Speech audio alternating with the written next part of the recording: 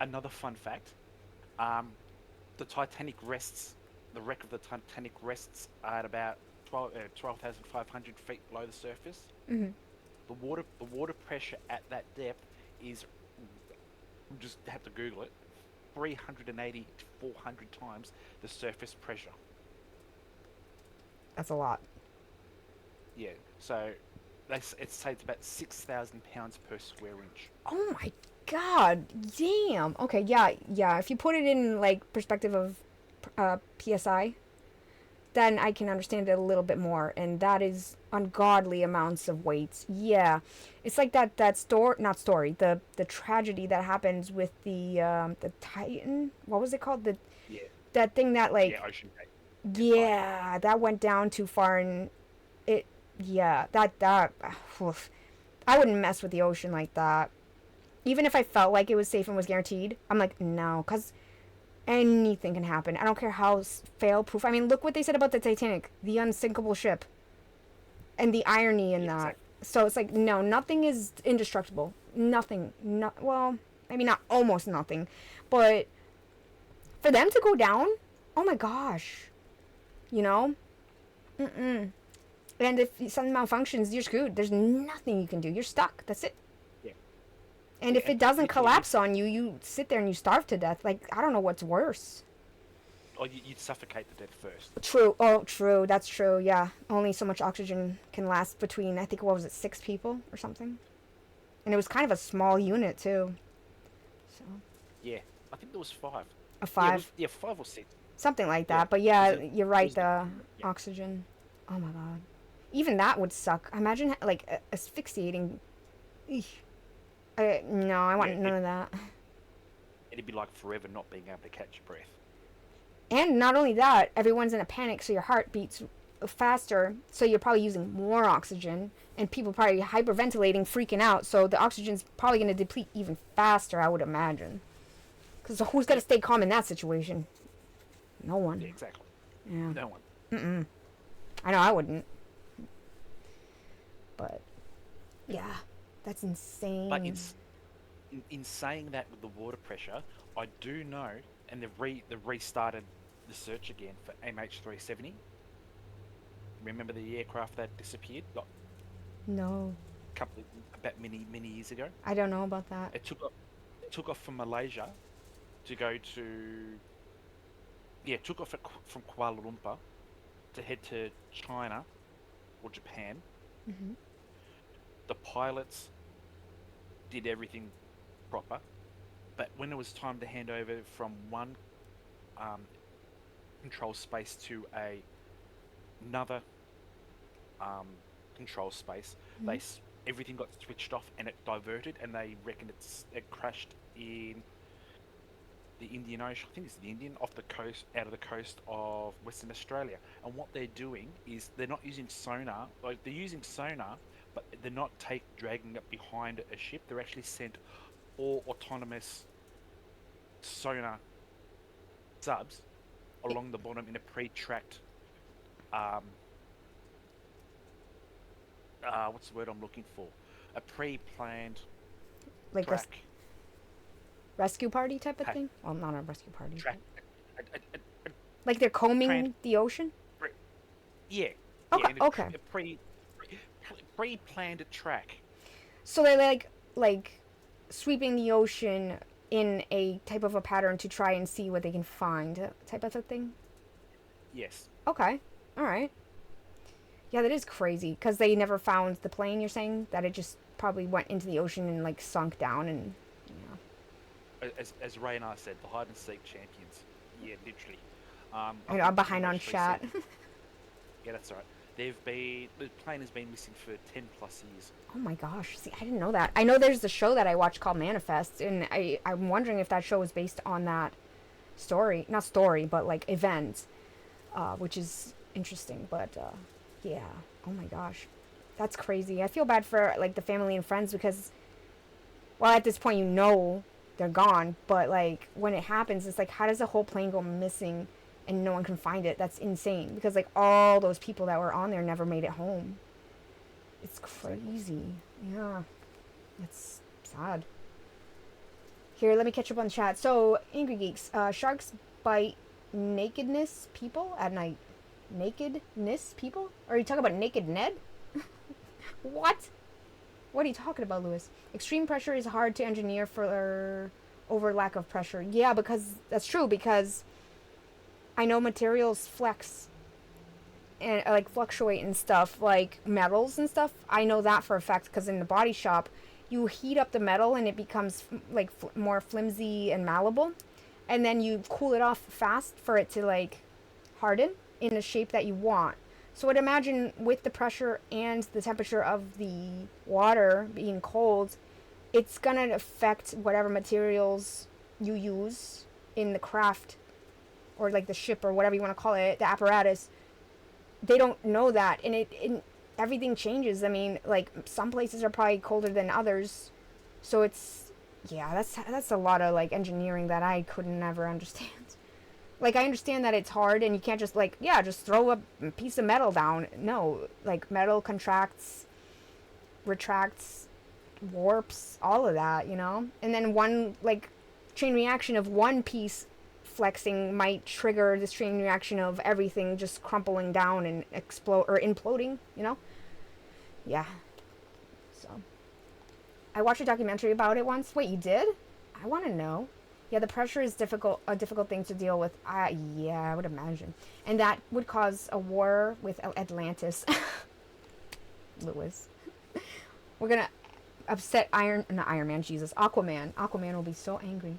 I read a book about that. Interesting. The High Sea Champs, yes. Okay. The worst part of that situation, the son that went didn't want to go. His dad made him go with it. I remember that too. Oh my god. Yeah, his dad forced him to go. That is the worst. That poor kid being forced to go is probably the most emotional wreck of all of them there. I would imagine he probably cussed his dad out up and down and was like blaming him for everything. I would imagine. You made me come on here. Why'd you do that to me? Or I would not have want to be in that situation or even hear a like, you know what I mean? Like that must have been insanely stressful.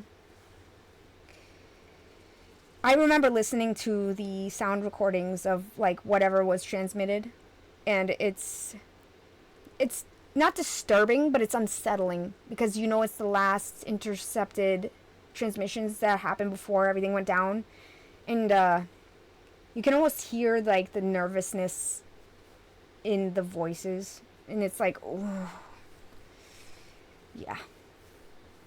So, and then the other thing too is that people were like wondering, are they still alive? Are we looking for them? It's like, and then I think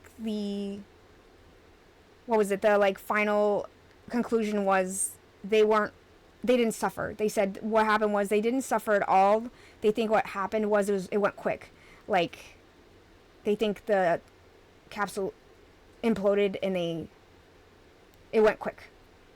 I don't want to go too much into detail, but like I think that they didn't suffer like much. Like they didn't sit there and like suffocate or starve. I think it might have imploded on itself and it was a quick thing. I think. Yeah, okay, Mango said that. Yeah, the implosion was quick, so they felt nothing. Right, so there was probably some minor panic, but then it was, like, over quickly. I think that was probably the better way to go, honestly, quick, because I wouldn't want to imagine suffering that. Yeah. Yeah, the documentary was about a great white shark and this sheriff. Are you joking with me? Are you talking about the movie Jaws, or are you, like, serious? With Lewis, I can't tell if you're serious or not.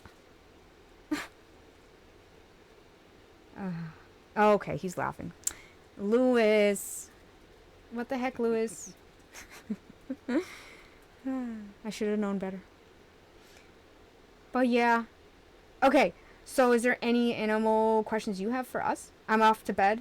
It's only 9:30. Do you have to get up early tomorrow?